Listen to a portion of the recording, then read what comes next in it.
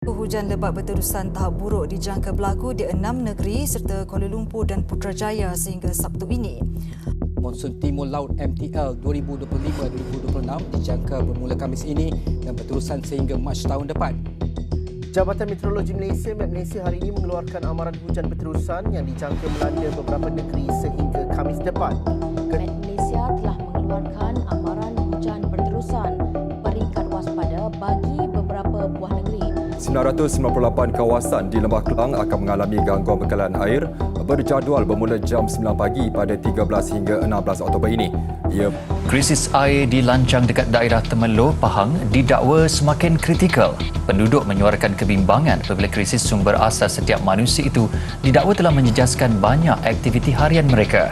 188 kawasan di wilayah Hulu Selangor akan mengalami gangguan bekalan air berjadual bermula 9 Ogos depan. Penduduk di 998 kawasan di sekitar Lembah Kelang disarankan untuk membuat persiapan bagi menghadapi gangguan bekalan air selama 4 hari mulai esok. Perasan tak sejak akhir-akhir ni kerap sangatlah hujan. Nak gerak pergi mana-mana pun susah. Itulah tu, tapi tu bukan kesalahan kau. Tu memang realitinya sebab Malaysia ni menerima taburan hujan yang paling tinggi kat dunia. Antaralah, bukan paling. Met Malaysia pernah keluarkan yang kita terima 1,800 mm sehingga 3,000 mm hujan setahun. Ui, banyak juga tu kan. Namun walaupun Malaysia mempunyai hujan yang boleh dikatakan banyak, tapi kita masih lagi berdepan dengan isu gangguan bekalan air. Jadi persoalan utamanya ialah bukan lagi adakah air itu cukup, tetapi adakah kita mengurus air dengan bijak. Apabila hujan lebat turun tanpa sistem yang cekap, air hujan mengalir begitu sahaja, menjadi punca banjir dan memberi tekanan kepada infrastruktur sedia ada.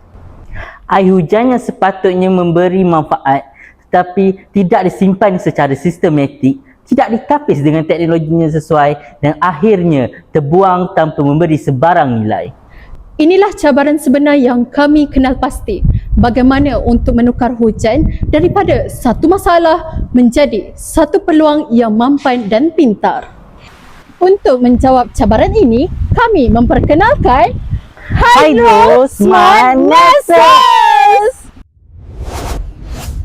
Selamat datang ke Hydro Smart Nexus.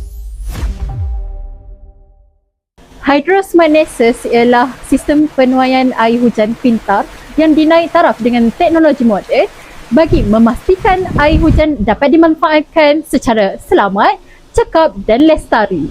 Sistem ini menggabungkan 3 komponen utama, iaitu yang pertama, membran teknologi, iaitu sebuah penapis air hujan yang lebih berkesan di mana menapis benda asing dan juga meningkatkan kualiti air. Yang kedua, sistem tenaga solar yang membolehkan sistem beroperasi secara mampan tanpa bergantungan penuh kepada elektrik konvensional. Yang ketiga pula, iaitu IoT Smart Monitoring System yang membolehkan pemantauan isi padu air, kualiti air dan prestasi sistem secara masa nyata melalui platform digital. Keunikan sistem ini terletak pada integrasi teknologi yang menjadikannya lebih pintar, lebih cekap dan mudah diadaptasi. Sistem ini bersifat modular dan boleh diskalakan sesuai untuk digunakan di kampus, bangunan awam maupun kawasan perumahan dan komuniti luar bandar.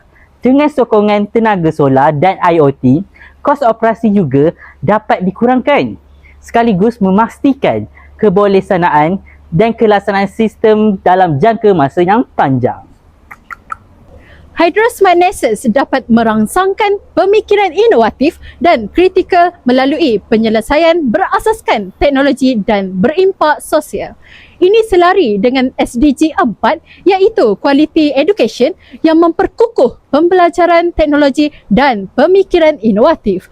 Dan pada masa yang sama, ianya menyokong SDG 9 iaitu Industri Innovation dan Infrastruktur dengan memperkenalkan sistem pengurusan air pintar yang mengintegrasikan IoT, teknologi membran dan teknologi solar sebagai sebahagian daripada infrastruktur mampan masa hadapan. Melalui kerjasama antara pelajar, pensyarah, jurutera dan pihak industri, Hydro Smart Nexus turut menyokong kolaborasi antara semua pihak. Ini mengukuhkan lagi SDG 17 Partnership for the Goals melalui kerjasama strategi antara universiti sebagai pusat R&D, pihak berkuasa tempatan dan pengurusan air serta syarikat solar dan IoT. Sasaran awal pelaksanaannya adalah di kampus, bangunan awam dan komuniti berisiko gangguan air. Dari sudut aplikasi sebenar dan potensi pengkomersialan, projek ini menyokong SDG 8 iaitu Decent Work and Economic Growth melalui pembangunan teknologi hijau dan peluang keusahawanan. Alright. So, impak Hydro Smart Nexus bukan hanya dari sudut teknologi tapi juga kepada masyarakat dan alam sekitar. Antara impaknya ialah mengurangkan pembaziran air hujan, penjimatan kos utility serta peningkatan daya tahan komuniti terhadap perubahan iklim.